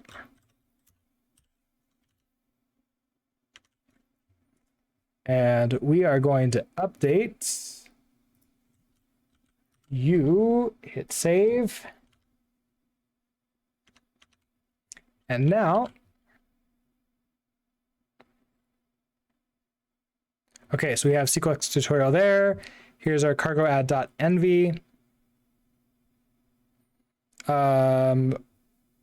Here's our loading.env. Here's running the query, and then the full code. Perfect. You'll try to get more feedback on other sections when you have time. Have a crazy rest of the week. I hope your week's okay. I know that sometimes craziness is good, sometimes it can be overwhelming. So if it's too much, then obviously take care of yourself first. The big part where you said that you think that it is worth the $5 is huge to me. Thank you so much for that, because it gives me a lot more confidence that we can I can basically by the end of the week start selling this one, and then we'll just, what I'm planning on doing, I'm just going to keep on repeating this, solidify it into reality, is we're going to first sell it. So like your alpha testing, right? And I'm going to sell it as beta testing. Get some more feedback from more people, but that one will be a sale, like you actually buy it, and then finally we're going for it, like I just full release. And by beta test, really what I mean is limited release test. Like I don't think I should need any further updates for it, but if I do, I don't want to like sell it to a whole bunch of people and then like, oh no, we have to redo it. Okay, and then the last one, not sure if you wanted to, but you could add an extra to the connection lesson. Not necessarily required, but you find it easily to maintain individual parts in the .env. Not sure if you did it correctly, but it does work. I'm just added a config rs, which you'll attach your newest to rest of, let's see. Oh, an extra to the connection lesson. Basically, a different way to do like a config, like use a config file to configure everything. Yeah, I could see that.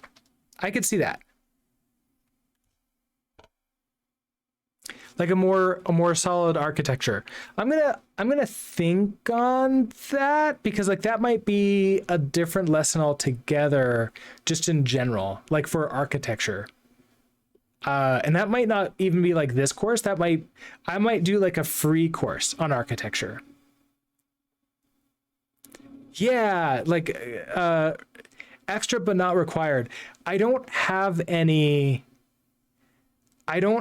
ability to differentiate between extra and not required.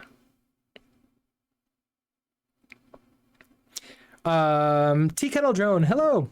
Wait, aren't you sleeping?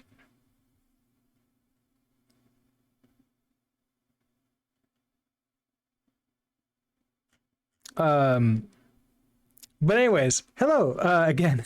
You've been here for a while, but haven't actually gathered much details of your course. What do we say distinguishes your course for something like Rustlings, Rust by example, etc.? So what I'm hoping, so Rustlings mostly is like doing little challenges, right? Like little tiny challenges. Rust by example is more like a book that does like example type stuff. What I'm hoping to do is fill in the gaps of like, here's like long explanations about like very specific topics, both video and written article. So like if you really like articles and reading them, that works. If you really like videos, that works. If you like them both, even better.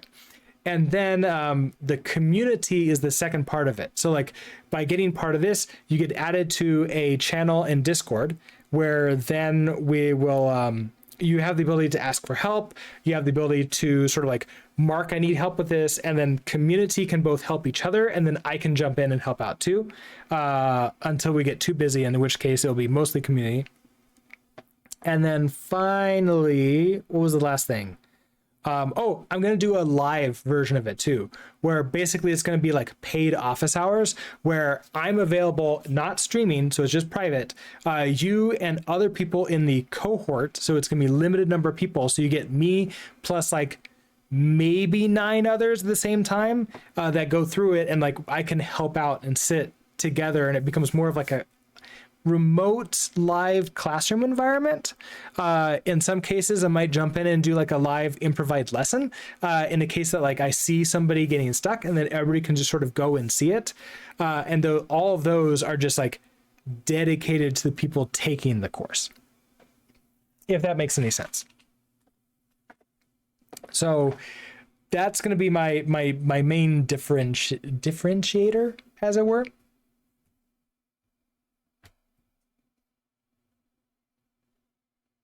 Oh, and then at the very end, I do have a challenge, and that's going to be not exactly the same as Rustling's, but like that adds in the, okay, now you have to do it. And there's tests that run, and you need to like make sure it works.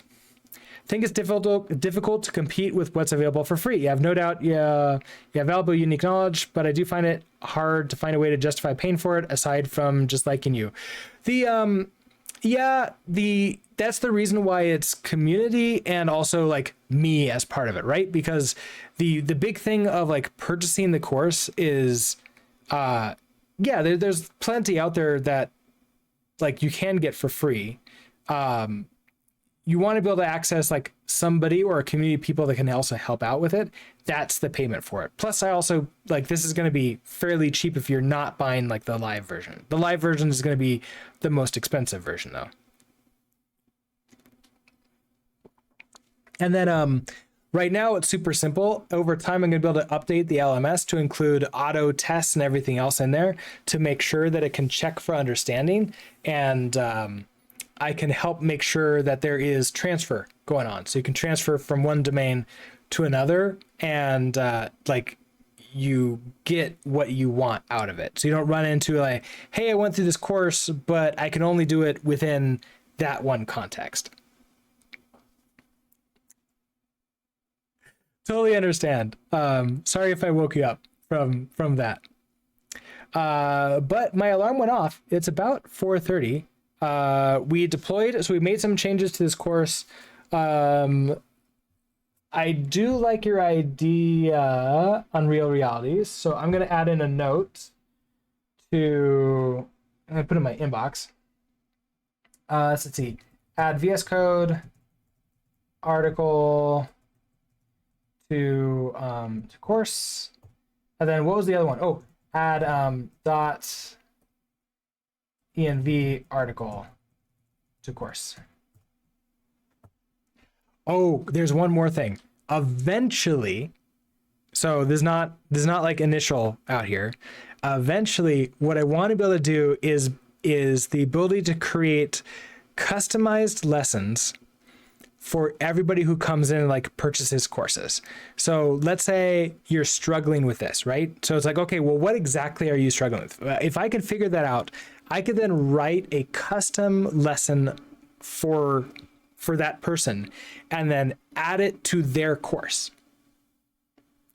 And now they can get that. Maybe it becomes optional for everybody else, but like it adds it in where it's like, okay, you're having trouble with that one thing. Let me add that in so that way you can learn it better. Like the entire point is I want to make sure everybody walks away with understanding if possible.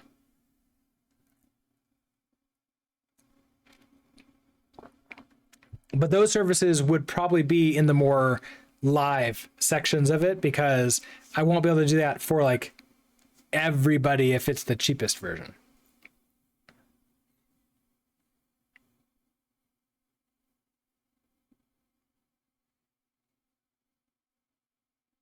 Well, yeah. So eventually, like this is super cheap because there's not very much that I'm offering on top of those other services.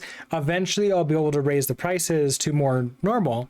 So actually one of the things I want to do is I want to put in like, okay, this is what it's going to be slashed off by like 75% because there's a lot that's not there. So that's the idea, is that I'll be able to add that in. I was looking at, who was it? It was, the author of the Rust book was running a, yeah, it is hard to compete. So I'm trying to go for quality of education and community building as like my method of doing this. And also like I have my style of education, which like is certain, those of you who are like watching on stream are going to be able to like see what that is, and so you can judge like, okay, is this going to be worth a larger amount of money for it? Yeah, exactly. And then also be able to build new things, like be able to build new courses and other things on top of it. So like it's not going to just be this, but eventually more things and more things and more things, like eventually Leptos courses, Axum, Actix, like all the fun stuff, including like potentially getting out, we don't have to limit ourselves to Rust. It could be all the things, as long as I have time to build them. And I have other secret projects in mind once I have time to work on them too. But those will have to remain secret because I don't necessarily want to announce anything and set expectations when it might be a long time. You should include stuff about how to market your skills effectively. Oh, like a course on how to market skills? I'm still learning that. If I would be very happy to do non-technical courses for technical people. Yeah, I know, I would be more than happy to do leadership, management, and marketing and other things for like, I guess like how to run a business, like business for technical people, because I think that's something that we are terrible at. In general, like some of us are really good at it, but a lot of us have never been trained on it. A lot of us sort of think that you need an MBA, and I don't agree with that. That being said, I don't have an MBA, so I'm a little bit biased. The Better Owen, hello. Out of curiosity, is it B2C or B2B you're mainly targeting, such as where I work, where each employee has $1,000 a year to use for online course training? I am currently targeting B2C, so business to consumer or client or customer or like an individual. B2C is consumer. B2B is business to business. I am starting with B2C, and then I am, I don't think I can target B2B until I have a specific number of things set up in the LMS, at which point I can, I actually know some people that get B2B contracts as like their primary source of income. I'll be able to, the plan is work with them to get some contracts and like essentially run some cohorts using the LMS, and then potentially even like provide any kind of other things for it, services for that. But again, that's going to be a long time out. So I can't promise any times, dates, or, certainly when that would happen. A related concept which we had some success in teaching tech folk is around presenting data. Folk are often asked to create presentations to demonstrate their findings work as they begin to move into management, but very little out there on how to effectively convey technical concepts to non-technical stakeholders through data. That's very true. It's also, it's a combination of that and then also terminology. Sometimes we have the data, but we don't use the right words. Like an example. Right now, my LMS has made $0, right? Because I have not actually sold any courses through it. I gave 3 courses away to the community to sort of do some alpha testing for it. So it's $0, which means that it's a second Horizon product. The Twitch stream itself, I have currently 20 subscribers right now. This is my first Horizon. It makes the most money for me. So it's the primary source of income for Brooks Builds. As soon as the number, like, courses start making more money than that, they flip. And the LMS and the courses become first Horizon, and Twitch stream becomes second Horizon. That doesn't mean that one is more important than the other, but it's an interesting thing to sort of think about. And it's really, it's important to be able to communicate that to businesses, to say, like, okay, this is our first Horizon, this is our second Horizon, and there's also a third Horizon out there too, but that's for another day. But yeah, I would love to chat about business and all that fun stuff. I could even bring in like co-teachers, like guest instructors, to like help teach that, because having somebody who's like run businesses and like have MBAs to sort of like talk through what that means, that would be huge. The terminate pollard is huge, and that's a really interesting insight into first, second Horizon. Yeah, it's the caveat, it's like, it makes sense to us, right? Like when we're talking about it, if you see a big company, you can tell what their horizons are. And then most companies will put all of their resources into first Horizon stuff because, well, that's where they're making money, right? The problem is that horizons change over time. This is what we call about the pivoting, right? When you need to pivot is because the horizons change. The market changes. In this case, and this sounds horrible, but you all are my market because I'm selling to you. Unreal Realities, thank you so much for continuing the gift sub.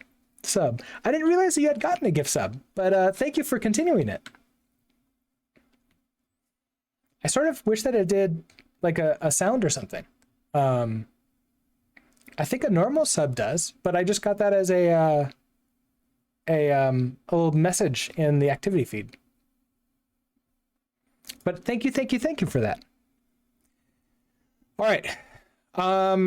That being said, I need to take off. I need to go buy some cat food for Zilby because we're running out, and the last thing I want is to not be able to feed Zilby. And then I'm going to go grab dinner at the same time with the wife. So I will be back tomorrow morning to continue working on the LMS. I have some ideas for what to do, so we can add the VS Code article, we can review that, and then make sure it works and add it to the LMS. And we can also do the same thing to the .env article. And then I don't know. We'll sort of like figure out what's going on. So with that, here's the schedule. It's pretty much going to be the same every single day. So I'll be back tomorrow at 7 a.m. Mountain Time. So with that, have a great rest of your night, and I will see you tomorrow. Bye.